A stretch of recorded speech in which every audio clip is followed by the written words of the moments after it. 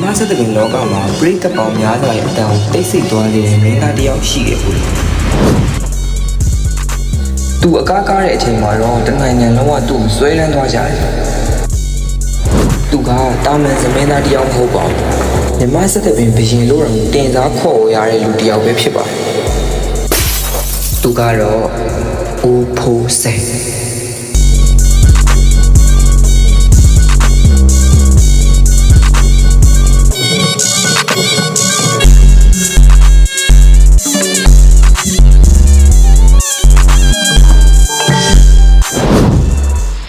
မြန်မာတက္ကသိုလ်1944ခုနှစ်ပစုံလာဇန်တရက်နေ့မြောင်းမြမြို့ခလောက်တိုက်ကျွော်တွင်ဦးဖိုးစိန်ကိုမွေးဖွားခဲ့ပါတယ်။ You Santon and Dao Shueyo Tu gave birth to you Fosin. ခလောက်တိုက်ကျွော်ကိုအစွဲပြုပြီးတော့ငယ်နံမျိုးမောင်တိုက်လို့အမည်တွင်ခဲ့ပါတယ်။မိခင်ဖခင်နဲ့မောင်နှမတွေကမြေဝိုင်းခင်မှာမင်းသားမင်းသမီးကြီးတွေပဲဖြစ်ခဲ့ပါတယ်။အရင်ခေတ်ကနာမည်ကျော်မင်းသားချစ်စရာအမွေကဦးဖိုးစိန်ရဲ့အကိုပဲဖြစ်ပါတယ်။ဦးဖိုးစိန်ကတော့အသက်9နှစ်ကစားအသက်12နှစ်အရွယ်ထိကျုံပျော်မြို့ဦးကန်ဒီယာကျောင်းမှာပညာသင်ယူခဲ့ပါတယ်။ကျုံပျော်မြို့ကိုရောက်လာတဲ့ဆိုင်းစရာကိုစံချိတ်ထံကိုဦးဖိုးစိန်ရဲ့အကိုဖြစ်သူကဆိုင်းပညာစီးပူးဖို့ရန်အတွက်အနံခဲ့ပါတယ်။အဲ့ဒီအချိန်ကနေပဲမောင်တောက်ဆိုတဲ့ငယ်မီကနေမောင်စိန်ဆိုပြီးတော့အမည်တွင်ခဲ့ပါတယ်။ဦးဖိုးစိန်ကအဲ့ဒီအချိန်ကနေပဲဦးစံချိတ်ထံမှာဝါလက်ခုပ်ကြီးရင်းလက်ကွင်းချမ်းတင်းရင်းနဲ့သဖြင့်ပညာကိုစတင်ပြီးသင်ယူခဲ့တာပါ။ညောင်နှုံးမြို့မှာအငယ်မင်းသမီးမက်ဆေ့ချင်တဲ့ဦးဖိုးစိန်ကစတင်ပြီးတော့ဝဲကားခဲ့ပါတယ်။အဲ့ဒီလိုနဲ့ပဲမက်ခင်စိန်နဲ့အတူအပြိုင်ကားနိုင်တော့ကြောင့်ဦးဖိုးစိန်ရဲ့နာမည်ကပို့ပြီးတော့ထင်ရှားလာခဲ့ပါတယ်။ပို့ပြီးတော့ထူးဆန်းလာတာဦးဖိုးစိန်ကအသက်12နှစ်အရွယ်မှာဇမင်းသားဖြစ်နေပါပြီ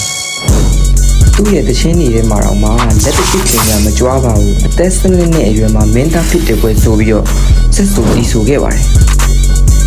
သူအသက်16နှစ်အရွယ်မှာတော့သူ့ရဲ့အကူဖြစ်တဲ့ဦးချစ်စရာကတပည့်ပြန်စီးဖို့ရန်အတွက်မန္တလေးမြို့ကိုခေါ်ဆောင်သွားခဲ့ပါတယ်။အဲ့ဒီလိုနဲ့ပဲယောက်ျားမင်းသမီးအောင်ဗလာတို့နဲ့တွဲဖက်ကရမှာဦးဖိုးစိန်ကပို့ပြီးတော့ထင်ရှားလာခဲ့ပါတယ်။အဲ့ဒီလိုနဲ့ယောက်ျားမင်းသမီးအောင်ဗလာနဲ့ဦးဖိုးစိန်က1960မှာ1965ခုနှစ်ထိ9နှစ်တိုင်တိုင်လက်တွဲပြီးကားပြဖျော်ဖြေခဲ့ပါတယ်။အဲ့ဒါလိုကားပြဖျော်ဖြေနေပဲဦးဖိုးစိန်ဆိုတဲ့အမည်ကတော်ရောမြို့ပါမကျန်ထင်ရှားလာခဲ့ပါတယ်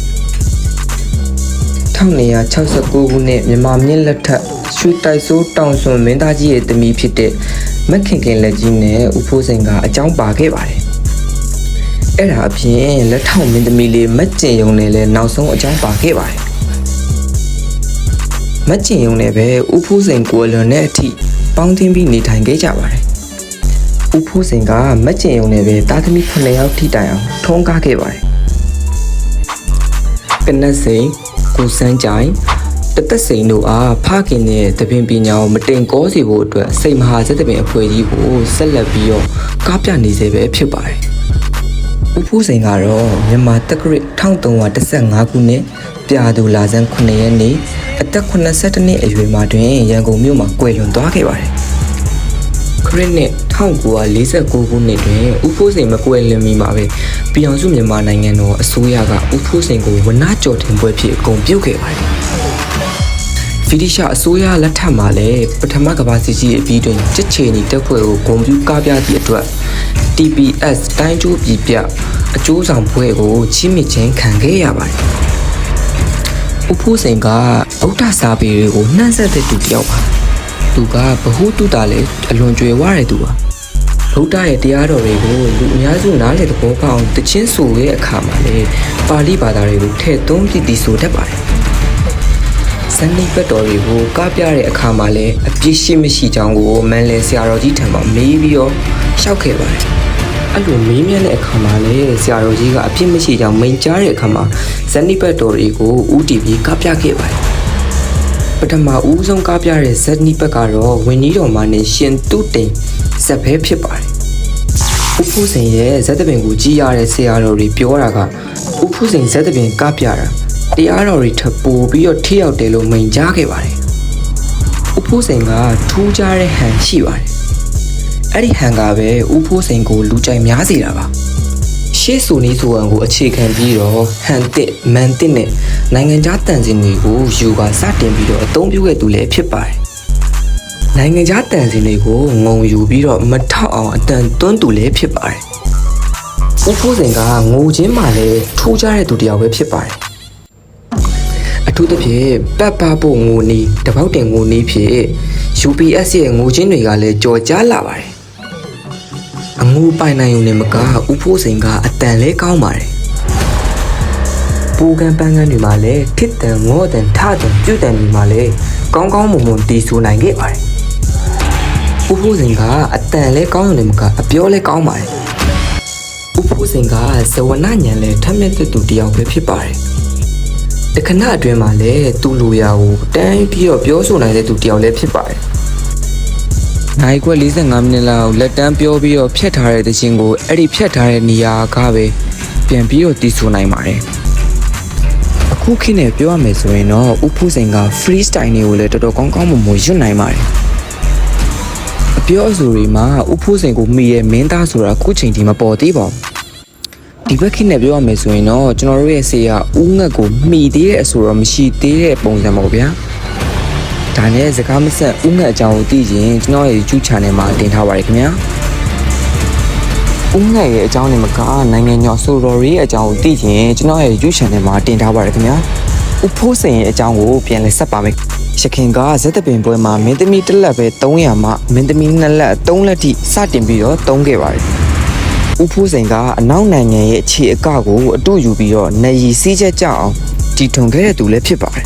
။ကျွန်တော်တို့ရဲ့မြန်မာအကမှာခြေကိုအရှိကနေထိုးရပါတယ်။ဦးဖိုးစိန်ကတော့ခြေကိုအနောက်ကနေထိုးပါတယ်။အကကရအခန်းမှာလည်းဒူးချိုးပေါင်ချိုးလက်ချိုး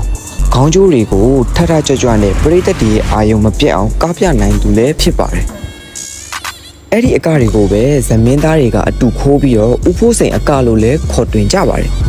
။မင်းသမီး15ယောက်16ယောက်အယောက်20ကတဲ့ရင်းဆိုတာကလည်းဦးဖိုးစိန်တီထွန်ခဲ့တာပါ။ဦးဖိုးစိန်ကနိုင်ငံခြားကပြားမာလေးတောင်မှရင်းသမားအဖြစ်ငှားပြီးတော့ကခိုင်းစေခဲ့တာပါ။ဦးဖိုးစိန်ကအကရင်မဟုတ်ခဲနဲ့အပြမှာလည်းကောင်းနေသူပါအပြကောင်းနေဆိုတာတခြားမထင်ပါနဲ့ကျွန်တော်ဆက်ပြီးတော့ပြောပြပါမယ်အပြကောင်းနေဆိုတာဦးဖိုးစိန်ရဲ့ဇက်ခုံပေါ်မှာအဆောင်အယောင်ဟိတ်ဟန်တွေကစမ်းစမ်းပြပြဖြစ်တာကိုဆိုလိုတာပါဇက်ခုံပေါ်မှာရေစင်မီးကင်တွန်းရာကနေလာတာမန်းအိမ်လျှက်စစ်တမီတီထွန်ပြီးတော့ကားပြတဲ့သူလည်းဖြစ်ပါတယ်ဦးဖိုးစိန်လက်ထက်မှာတော့ဦးဖိုးစိန်ရဲ့ဇက်တပင်ဟာဖန်မီးကတော့မီးထတောက်လောက်အောင်လုံနိုင်တယ်လို့ဆိုပြီးတော့ပရိသတ်တွေကြားထဲမှာထူးခြားခဲ့ပါတယ်။အဝိအစားဆိုလဲလှတဲ့လက်အောင်ပရိသတ်တွေကိုလည်းဆွဲလန်းတဲ့ဆွဲလန်းအောင်မင်းသားမင်းသမီးတွေစင်တူဝစ်တဲ့ဒလိကိုလည်းဦးဖိုးစိန်ကစတင်ပြီးတော့တီထွန်ခဲ့တာပါ။လူရှင်တော်များတိုက်ပုံအကြခေါင်းပေါင်းစားနဲ့ပေးရဲ့အကအပြကိုလည်းဦးဖိုးစိန်ကဖန်တီးပေးခဲ့တာပါ။မြန်မာစက်တပင်လောကမှာခေတ္တရဘူကိုစောင်းနိုင်ခဲ့တဲ့ဦးဖိုးစိန်ကမြန်မာပြည်မှာရေပန်းစားတဲ့တစ်ခုကတော့သူနေထိုင်ခဲ့တဲ့တာမွေလန်းကိုဦးဖိုးစိန်လန်းလို့အမည်တွင်ခဲ့တာပဲဖြစ်ပါတယ်။မြန်မာအကဟာလက်ကူသာအဓိကအသုံးပြုကြောင်းဦးဖိုးစိန်သုံးသပ်မိတဲ့အခါမှာတော့မြန်မာနိုင်ငံရောက်ကပလီတူးထံမှာတန်တန့်လို့ခေါ်တဲ့ခြေကကိုတင်ယူခဲ့ပါတယ်။အဲ့ဒါကိုပြန်လည်တီထွင်ပြီးမြန်မာအကလို့လည်းဖန်တီးခဲ့ပါတယ်။ဦးဖိုးစိန်ဆက်ဆိုတဲ့တခြင်းတွေကလည်းလေသမားရာသမားအလုသမားတွေကပါလေလုံရင်ရာလုံရင်အလုလုံရင်နဲ့တီဆူလောက်အောင်ထင်ပေါ်ကြော်ကြားခဲ့ပါတယ်မြန်မာတခြင်းတွေတင်မကအင်္ဂလိပ်တခြင်းတွေကိုလည်းနားထောင်ပြီးတော့မြန်မာမှုပြုကမြန်မာတခြင်းအရေးနဲ့တီထွန်ပြီးတော့ဆက်ဆိုခဲ့ပါသေးတယ်ဦးဖိုးစိန်ကစကားပြောဘလောက်တောင်ကောင်းလဲဆိုရင်သူ့အဖွဲ့တွေကလူတွေကပါဦးဖိုးစိန်ရဲ့စကားတွေကိုစာအုပ်နဲ့မှတ်ပြီးတော့တခြင်းပြန်ဆိုရောက်လောက်အောင်မြင်ခဲ့ပါတယ်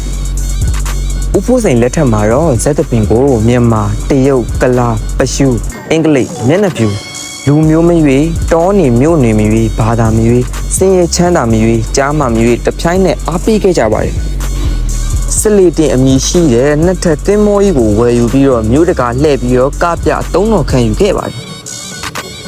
အဲ့ဒီသင်းမောပေါ်မှာအင်္ဂလိပ်ကာပြစသည်တို့ကိုလက်မဲ့ရောင်းအပေါင်းဆောက်တာဝန်ခံစသည့်ယာရုများကိုခံထားနိုင်လောက်အောင်ဦးဖိုးစိန်ကကြွယ်ဝချမ်းသာခဲ့ပါတယ်ဦးဖိုးစိန်ကဇက်တပင်အမှုပညာမှာလည်းအောင်မြင်ုံသာမကဖျားတရားကိုလည်းအလွန်ကြီးညိုခဲ့တဲ့သူပါဖျားစီပေါင်း68စုကိုဦးဖိုးစိန်ကိုယ်တိုင်တည်ခဲ့ပါတယ်ထ ထို့သောပင်မဲ့ဖျားတကာကြီးဥဖိုးစိန်ဇမင်းသားကြီးဥဖိုးစိန်အဖြစ်မြန်မာနိုင်ငံမှာထင်ရှားခဲ့သောအမှုပညာရှင်တဦးပဲဖြစ်ပါတယ်အခုလိုအဆုံးထိနားထောင်ပေးရတဲ့အတွက်ကျေးဇူးအများကြီးတင်ပါတယ်ခင်ဗျာနောက်လည်းစိတ်ဝင်စားဖို့ကောင်းတဲ့ဗီဒီယိုတွေကိုကျွန်တော်ရဲ့ YouTube channel မှာတင်ပေးသွားမှာဖြစ်ပါတယ် YouTube channel လေးကို subscribe လုပ်ပြီးတော့စောင့်မျှော်နိုင်ပါတယ်ခင်ဗျာ